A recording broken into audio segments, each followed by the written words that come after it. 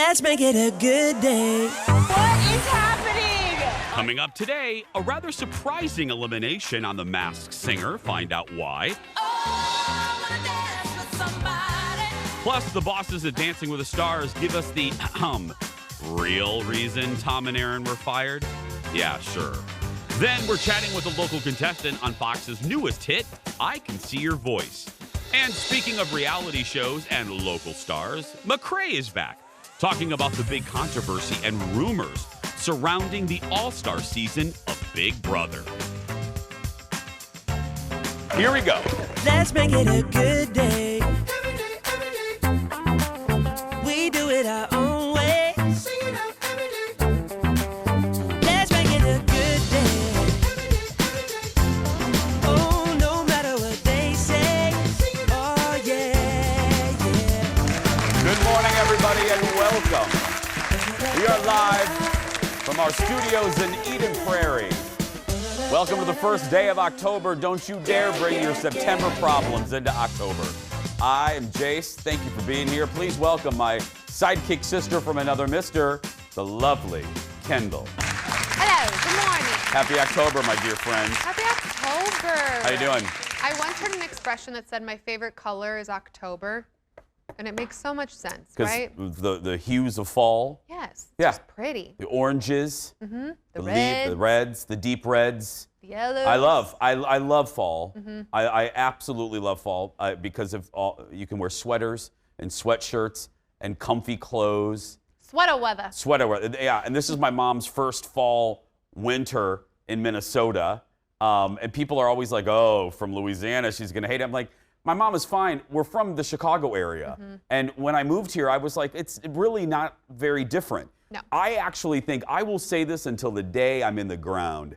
And I don't want that to happen anytime soon. But I will say that having lived near Chicago, I would argue lake effect snow is worse than anything we have here.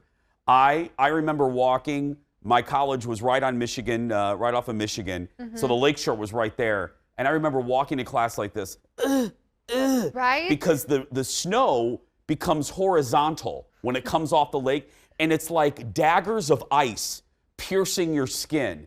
It was awful. I would get off the South Shore train, which is the train I took from my hometown into Chicago, and I would get out, and it was like, It's awful. Yeah. Well, I remember that in Dinkytown, because you're so close to the river, and there's all these giant buildings. So if you were going through any of the areas where the buildings gapped out, right, to walk to class, the wind could just literally like Take push you away. backwards until you just turned yourself around and went home and didn't go to class. Yeah. We should acknowledge the studio is going to be a little quieter today, more quieter than normal. We used to have a studio audience. We'll have one again next year at some point. But everybody is off. It's me, you, Tyler, and that's it. Yep. And that's all we need. How appropriate. That's all we need. Executive producer Jeff isn't here. He was attacked by a rooster last night in his backyard. Terrifying. So it's terrifying. So he'll be back, hopefully. Thoughts and prayers. Yes. We want to send that out to Jeff. So he'll be back next week. But it's just us, and that's all we need. Nope. Because we have you, right? We have you. Yeah. We have you, kind of. We can't see you. But we do. But we We do. see you. We see you. So let's get started. It's time for the hot dish. Here we go, everybody. Roll it, Leo. Leo's here. Leo's here. Yeah, I mean, I'm talking in the studio. Yeah. We always have the steady leadership of Ted and Leo in the booth. Yes. The steady hands on the device. I don't Except even know for- what this is. That's like a gear The shift. gear That shift, was yeah. nice. The second episode of The Masked Singer aired last night on the FOX. But before we show you who was sent home packing, it's time for our FCC-mandated spoiler alert animation. I don't want emails from Mildred telling me I ruined her day by spoiling a show. Hi, Mildred. 6 new masks performed, including the crocodile, the seahorse, the gremlin, the whatchamacallit, which, by the way, is also a fine candy bar. Totally. I do love a whatchamacallit. Haven't eaten one in a while. The baby alien and the serpent. Here's a clip. We put a montage together for you. Look at this. Want you to make me feel like I'm the only girl in the world. Like I'm the only one that you love. Like I'm the only one who knows your heart. Only girl in the world. you throw my heart back on the floor. Oh, baby, I'll reconsider my foolish notion. And I need someone to hold me, but I'll wait for something more, 'cause I gotta have faith. Impossible darkness, your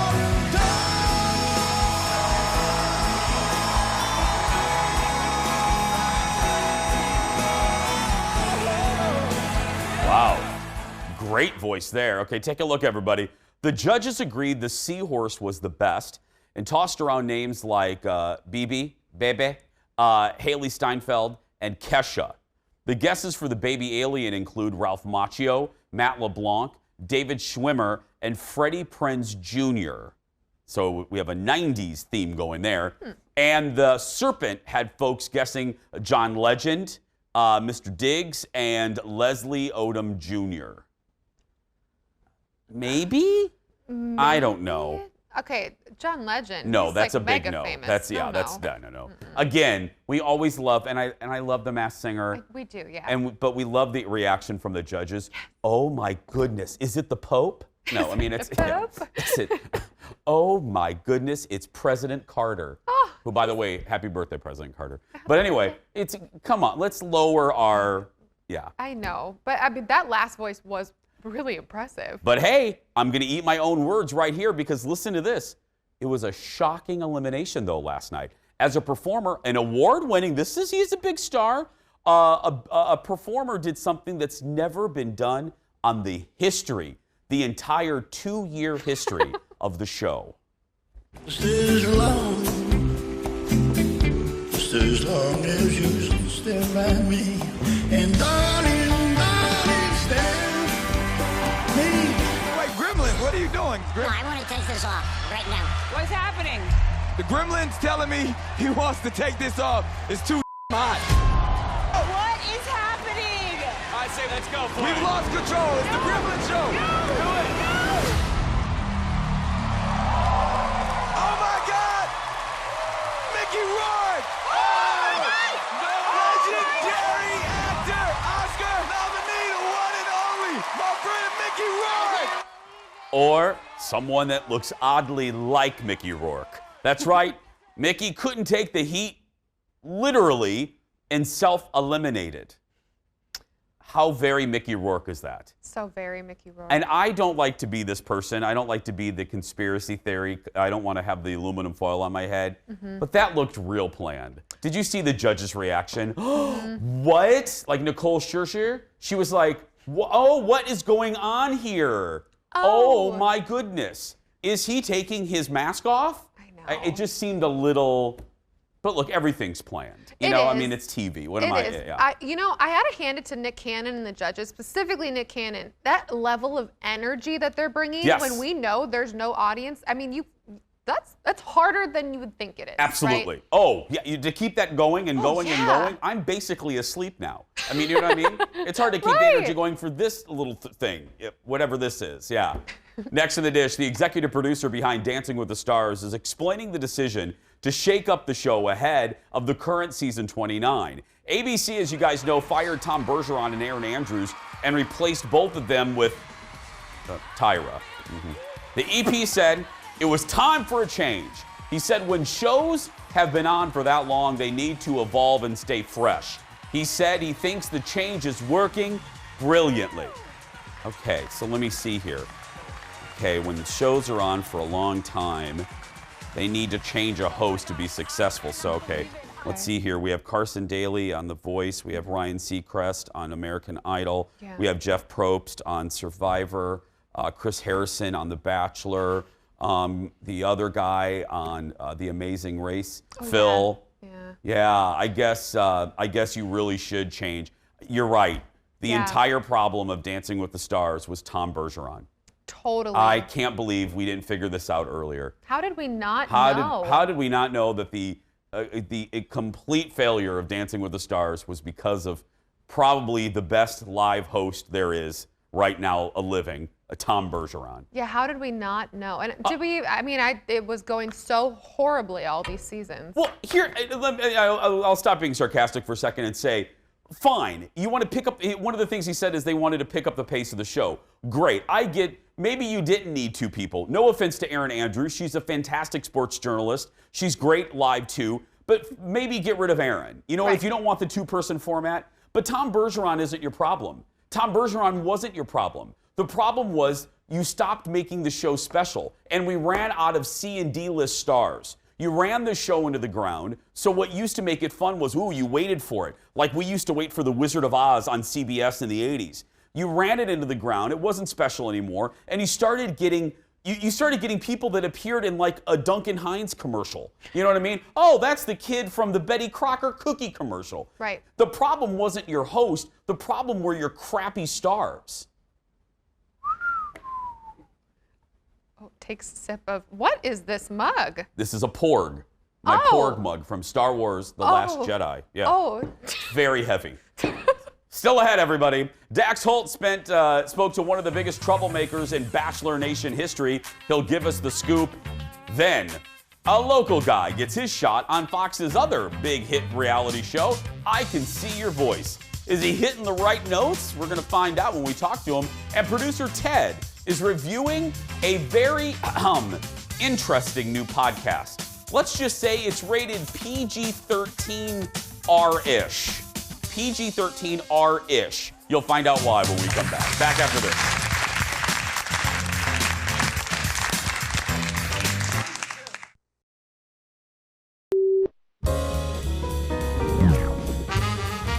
Now, Secretary Clinton, we've been doing a thing on the show called a Late Late Show and Tell, where we ask our guests if they would share something with us from their home that we may otherwise never get to see.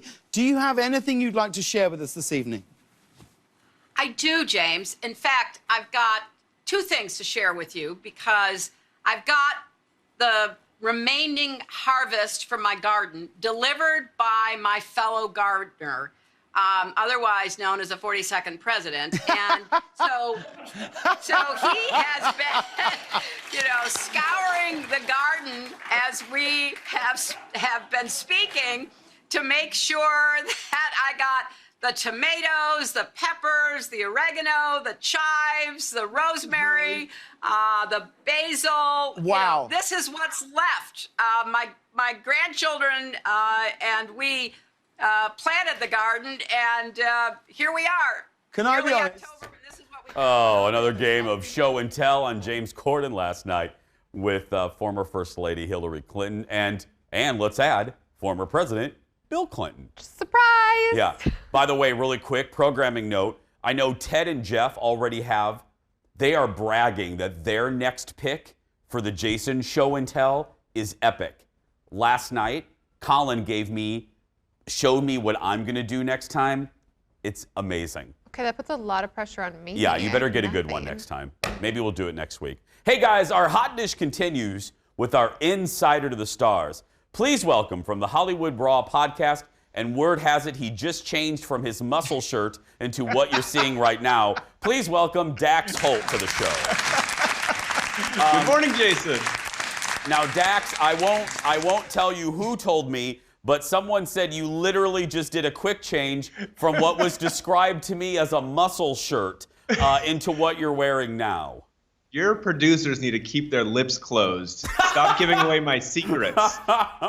Yes, no, I definitely had my tank top on a second ago, and I thought I needed to class it up a little bit for your show. Dax, I want the ratings to stay good, so I wish you would have left the other one on, Dax. Okay, fine. Here we go. No.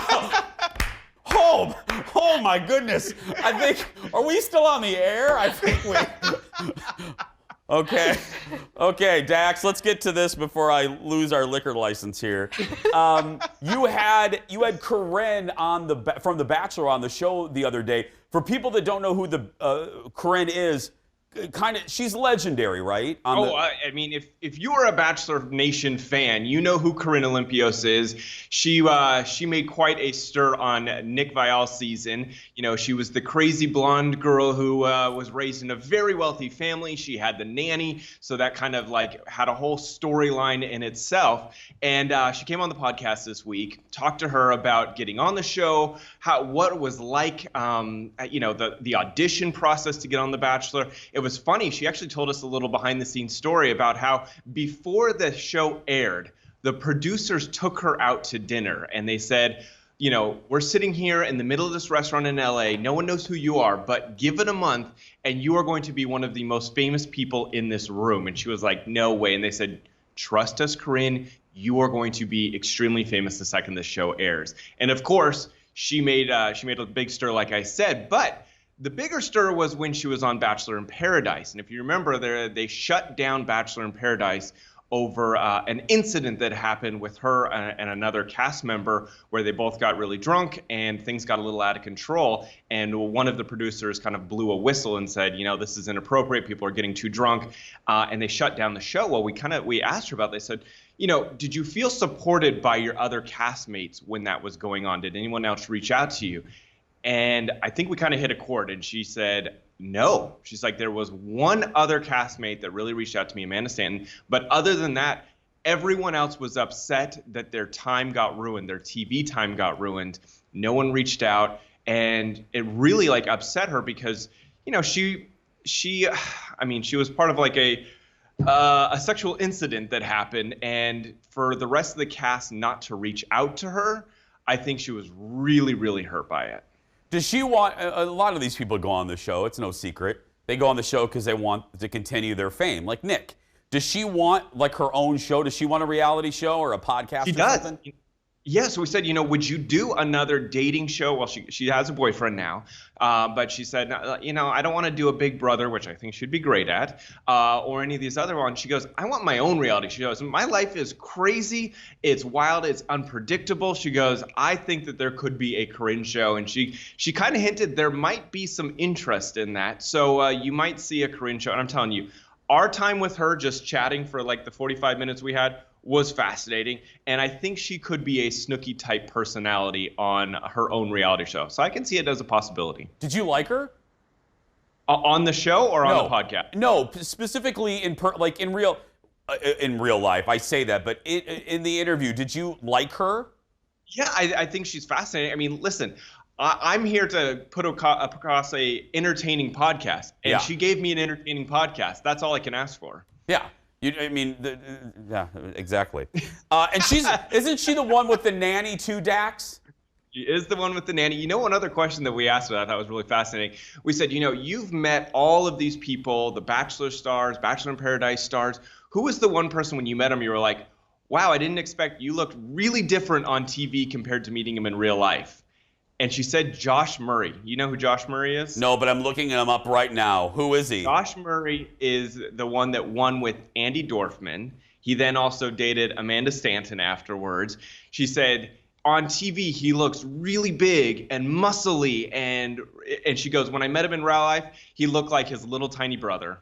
Oh, really? She was like, I kept looking at him going, oh, that looks like Josh. It must be his younger brother, a little scrawny younger brother. She goes, yeah, I was completely shocked. Yeah, because I'm looking at him now on the Google, and he looks giant. Yeah.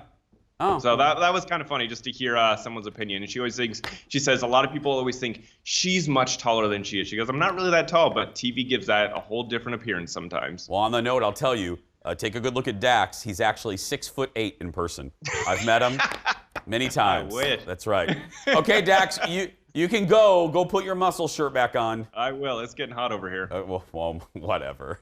Check out the Hollywood Raw podcast wherever you get your podcast. Oh, Dax Kendall. What are we going to do with him? What are we going to do with him? I don't know. Notice he didn't fully answer how he felt about Corinne. Oh, I noticed that too.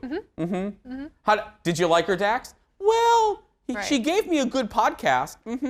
Not answering the question there, Sir Daxaruni. Anyway, Dax, again, I'll say it about, he is as nice as you want him to be. Yeah. He's an actual real friend. We've had lunch and dinner with him. And well, next in the dish, Jason Alexander is probably best known for his role as George Costanza on Seinfeld. But before he became known for playing George, some people forget he had a role in this huge movie. Look, well, I just think it'd be better if you went with a date, you know, keep it social. Got the note. Edward? Talk to You hear me? baby. Yes, yeah, I'm here. If What you is that? want to impress me, Housekeeping is singing. got to be too Listen, Edward, I know a lot of nice girls. No, you don't. I just want your extra time and your kiss. That is, of course, Pretty Woman. Jason Alexander told the podcast that the movie was great for his career, but horrible for his personal life. The character he plays, Philip Stuckey, is Richard Gere's insensitive, gross, pervy, money-hungry lawyer. And Jay says after the movie came out, he became known around the world as a world-class, well, blank.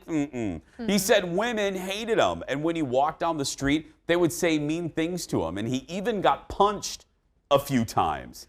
Well, in this movie, and I know you haven't seen Pretty Woman, which we got to correct, but in the movie, he really does. Philip is disgusting. Yeah. Like when he finds out, spoiler alert, Julia Roberts is a hooker.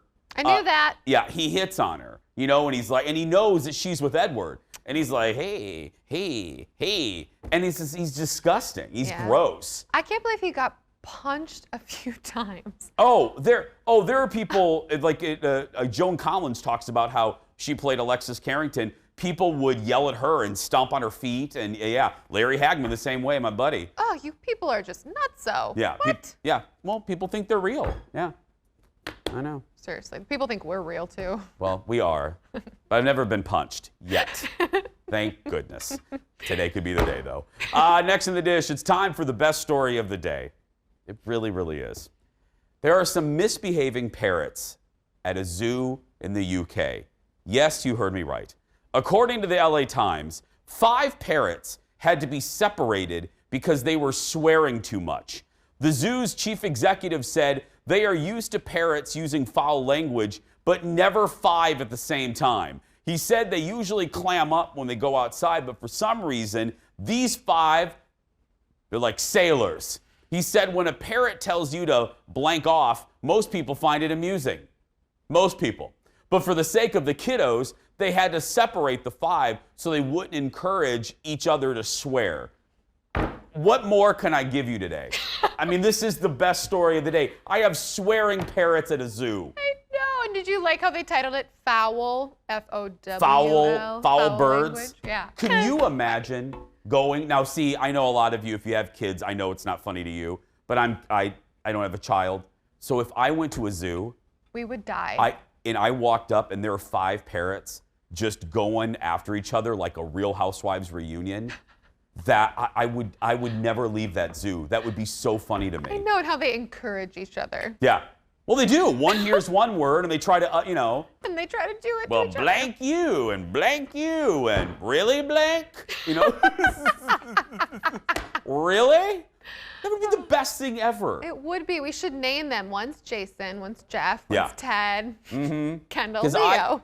I do. It's a little fun fact. I'm not proud of it, but I have a little sailor mouth sometimes. You don't. I'm a respectful young man, not. Yes. Oh, I'm sorry, middle-aged man. I gotta stop saying young, but I have been known to use a cuss word or two, some more than others, and some I use like commas. Yeah. My family would tell you that I'm nothing like that. And your family would be wrong. Still ahead. We're talking about the current season of Big Brother with our friend McRae. And what happened before the season even began, which is screwing everything up. But next, it's Fox's latest hit show, I Can See Your Voice, when we come back. It features a local guy. Does he have the pipes to hang with Jordan Sparks? We're going to find out when we return. Back after this, everybody. The Cussin' Parrots.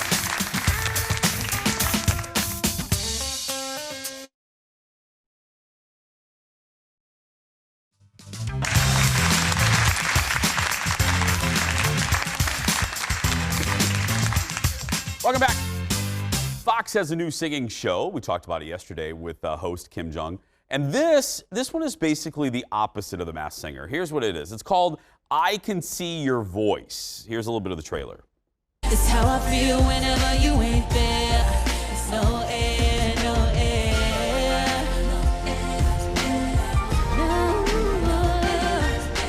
I walked, I ran, I jumped, I flew right off the ground and float to you. There's no gravity to hold me down for real. Oh, tell me how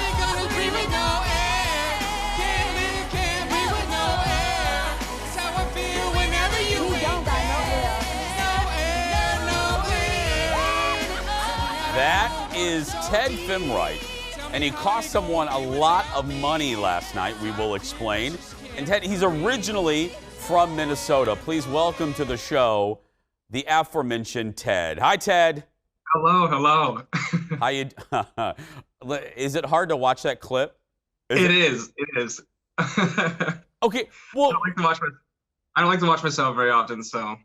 Well, I want to ask you about that moment, but first, like I said, it is a new show. If people haven't seen it, the premise is a little intricate. Can you explain the premise of it, please?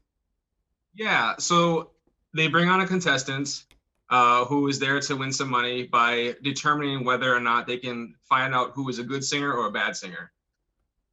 There are, I believe, a random number of good singers and bad singers, and they have to use clues and the help from a panelist of judges to determine who are good singers and who are bad singers. Okay, Ted, I don't know if you're allowed to tell me this, but what did the like, not application, but how did you find out about this? What was the advertisement like? Did it say, hey, if you're a horrible singer, call Fox? How did you find out about this? Well, I'm out here in LA right now, and so I'm part of what's called LA Casting, and they just had a posting about it and looking for singers, and so I just applied, and there was a process, a auditioning process of just sending in videos of how good we are at singing or bad at singing, and so it was pretty straightforward. Okay, so it was just a lot of back and forth. So let's go back to that moment. You're, the lights come up, you're on that giant set, everybody's looking at you. Even though you know you're a bad singer, no offense, I'm being, but even though you're a bad singer, was it still hard? Was it still like a little embarrassing? Yeah, it was, because as soon as Jordan Sparks opened her mouth, I was like, oh no, yeah. Oh no, this is gonna go so poorly because they're gonna hate this, and but I just had to do it because it was part of the show, and I knew I was a bad singer, so I just had to commit to being the best bad singer I could be. So. Well, I think you accomplished that. We try to be positive here on the show, so let me ask you this. What are you good at? Let's focus on the positive. Ted, what are you great at? I am great at entertaining people. See? That's for sure. Absolutely. No, yes. What was the part of the process of being on the show that surprised you the most? Was it your nerves? Was it, what was it? I was surprised at myself because that was probably one of the biggest productions I've been on so far, and just staying calm throughout the whole thing was super key. And I was really happy to see how well they took the COVID measures as well. They were super, super cautious about that, like testing all over the place. So that was really nice. But yeah, just staying calm. Like we had a handler follow us and stuff like that to make sure we were following guidelines and things like that. And so they were like basically helping me stay cool and calm because it was pretty nerve-wracking to be on set with all those people and all those celebrities and stuff like that. Well, yeah, I mean, you're getting ready to do a duet with Jordan Sparks. That would wrangle anybody's nerves. I mentioned in the intro, Ted, you're from Minnesota. Where are you from? I'm from Woodbury originally. Oh, nice. When did you move to LA? It was about 3.5 years ago. Oh. I actually used to watch your show all the time before I left. I'm sorry, you used to what? I used to watch your show all the time with my parents before I left. Well, thank you, Ted. I appreciate that. Oh, thank you. Hey, Ted, you're special. You get the fake applause. You get our official fake applause there. Well, good luck to you, my friend. I think you did entertain the heck out of us, and continued success. Thank you, Ted. Thank you so much, everybody. Thank you. Thank you. You can see, I can see your voice on Wednesday nights right after The Masked Singer. Listen to that, Kendall. Did you hear that? He watched our show. Yeah. Isn't that nice? Hi, Ted's parents and Ted's family. That's good. I could never do that. I give Ted a lot of credit. If you watch the show, I get secondhand embarrassment. I could never, I would be so more, I don't like to be, on the show, I don't like to be embarrassed. That, I would be mortified. Singing next to Jordan Sparks, because I can't sing. No, not doing that. Ted can sing, not that Ted, this Ted. Because still ahead, producer Ted checks out Demi Moore's newest adults-only podcast. Could he take the heat? You're going to find out when we come back. Back after this, everyone. Way to go, Ted.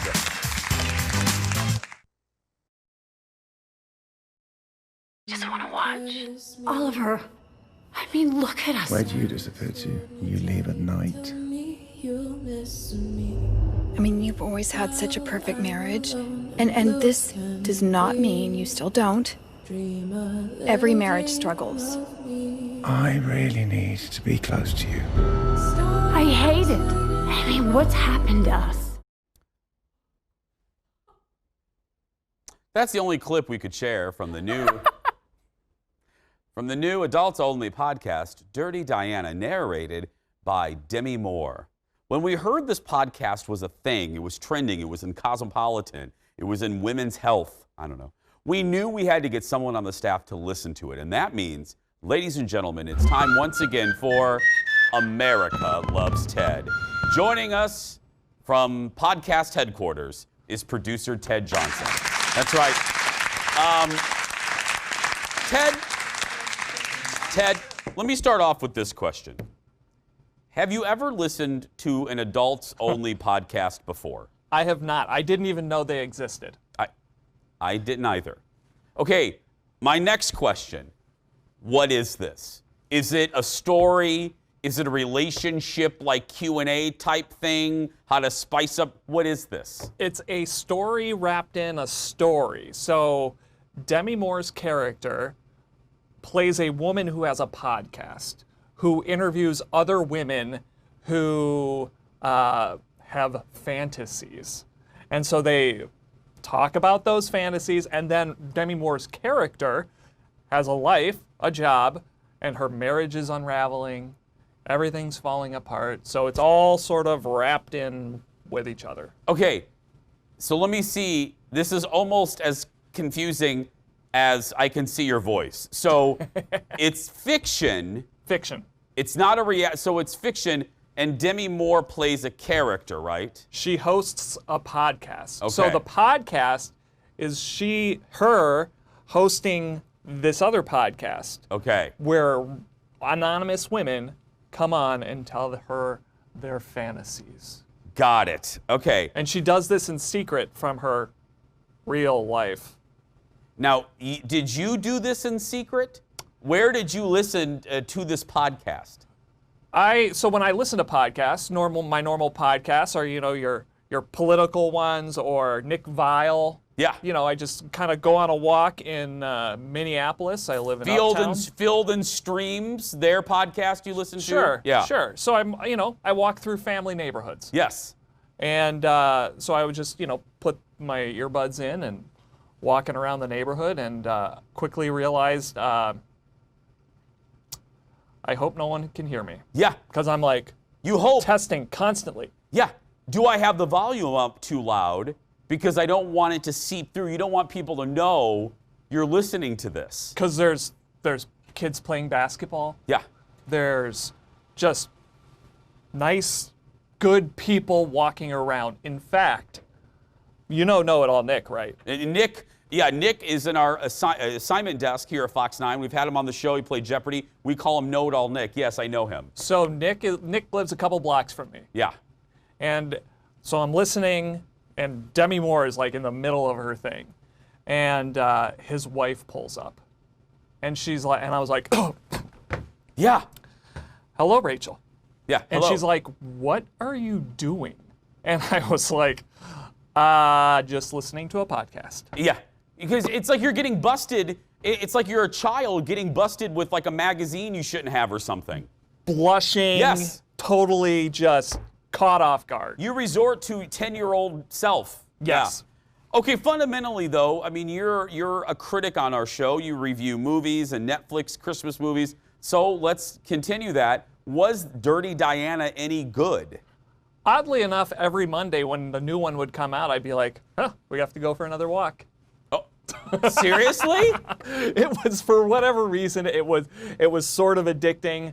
I can't, just because we're a family show, I can't recommend listening to it. Yeah, because but look, our show is for like adults. This is a daytime talk show. So if you're into that category, go. It's Demi Moore. Right. She's an Oscar. I mean, come on, it's Demi Moore. Yep. So, okay, Ted, I'm gonna subscribe to it. Not really. I'm not going to. Come on. Definitely not my genre. Ted Johnson, everybody, thank you very much. And can I just laugh for a second, Kendall, real quick before we go to break? My phone's right here because I try to keep up with social media. Do you know who just called me right in the middle of our show? Dar. My radio show boss. Oh. Do you know what my radio show boss knows? Yeah. That I have a second job. She called me during the TV show. I've worked for her for 20 years. Ain't that the pits? Still ahead. We're chatting with Big Brother alum Rae Olson. What's behind this season of Big Brother that's making fans furious? That's coming up right after the break. Stay with us. Oh, B. Arthur. I'm on the air, B. I'm on the air.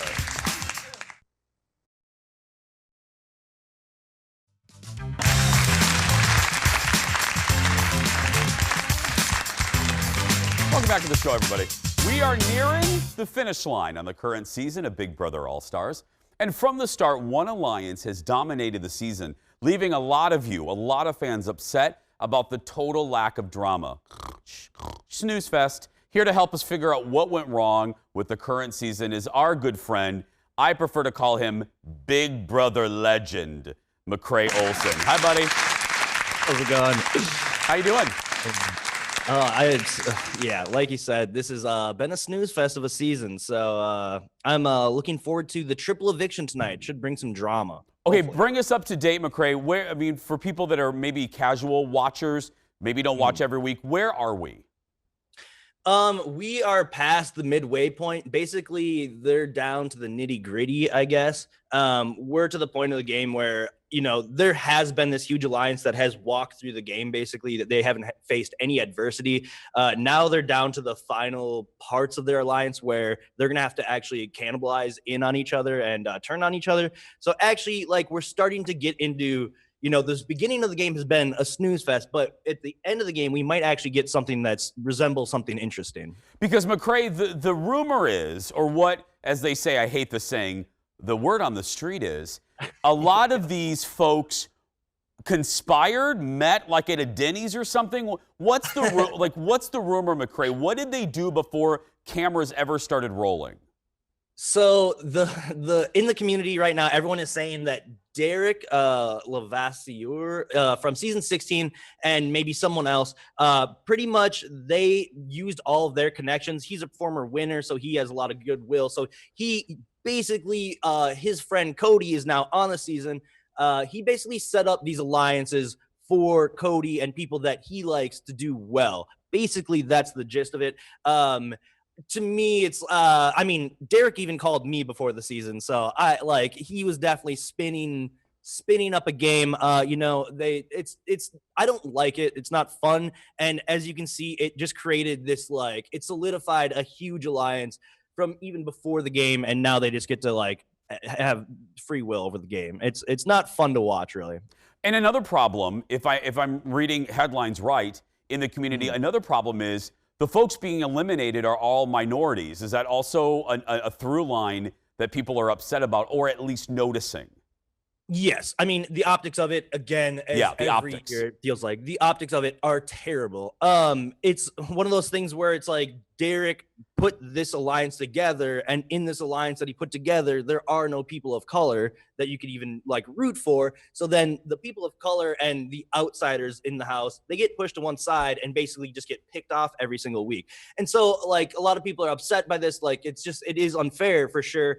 On the other hand, Janelle and Kaiser talked about it day 4, I believe, in the house, is that the outsiders needed to band together to create some sort of opposition force to that alliance, and that never materialized. So it's just been watching, just your favorite dog get put down every week. I feel like it's not fun. Well, and I was going to say, Rae, correct me if I'm wrong, I may not be a huge fan of Big Brother, but I'm a fan of other reality shows where I love all-star seasons because, and I think fans love them because it's the best of the best, and they know, these people know the drama and they bring it. Isn't that another reason why people, even on our Jason Show fan club live feed right now, people are bummed. They were really hoping for a great all-star season. No, and we had like the glimmer of it with people like Janelle, people like Kaiser, you know, and they like got picked off right away. And it's just like, well, now, you know, Derek is another person that I think he broke the game. I think he figured out a way to abuse the game, to not put any drama into the game, but also like optimize how to win the game. And now I think everyone is in that mindset playing the game now. So the game isn't any drama. It's just very like cold and calculated and not fun to watch.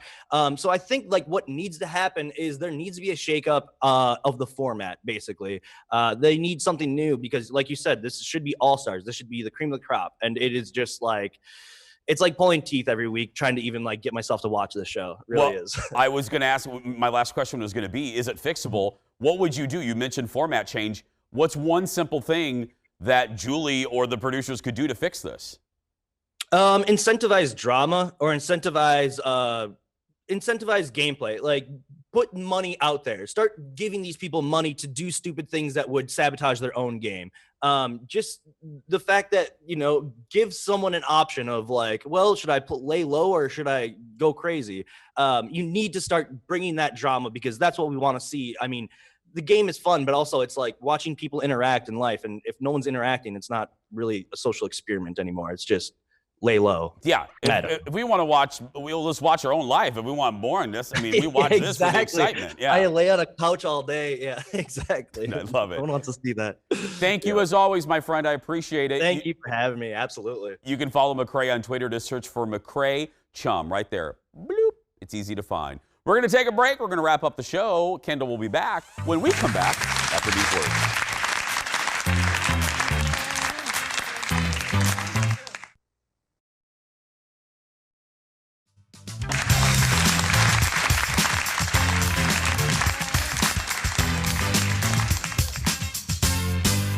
I'm calling my radio boss and asking her why she called during the TV show. Oh, that's a great idea because we're still on air. We're still on the air, so I'm just asking her, why did she call me during the TV show? Great idea. Because she knows we have a TV show, right, Kendall? Are we on? Yeah. We're on the air, right, Kendall? We're still. No, we're we still have on a TV the air show while you're on the phone. Okay. Okay. I'm getting her voicemail. Do you mind if I leave a message real quick? No, please. Here we go. Help yourself. It's my TV. It's your Hello, show. radio boss. It's Jason. We're live on TV. And I'm wondering why you called during the TV show. Love you. Okay, there we go. That was nice, wasn't it? It's a nice message. Yeah. You can stay connected with social media. Just follow us on Twitter, Instagram, and Facebook. Search for Jason Show TV on all of those. We love getting comments. And if you don't listen to the radio show, we joke back and forth. I call her B. Arthur. She's lovely. We'll be right back, everybody. Stay with us. Love you, B. Arthur.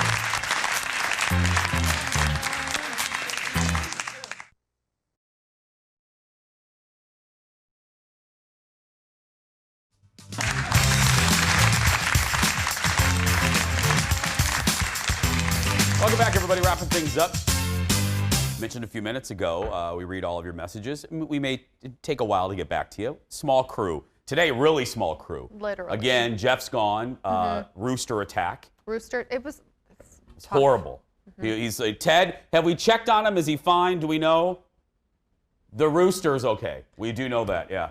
But so we'll get back to you eventually, but we received an email yesterday, and I've answered this question before, but it's okay. A very sweet woman chooses, Jason, why do you always hold a pin during the show? I do. It's a nervous, I don't know if it's not a tick. No, but it's just a nervous, not even nervous thing. It just makes me feel better. I also like to have something, paper or something on the desk. Now, these are functional. I have stuff on here like praise Ted, you know what I mean?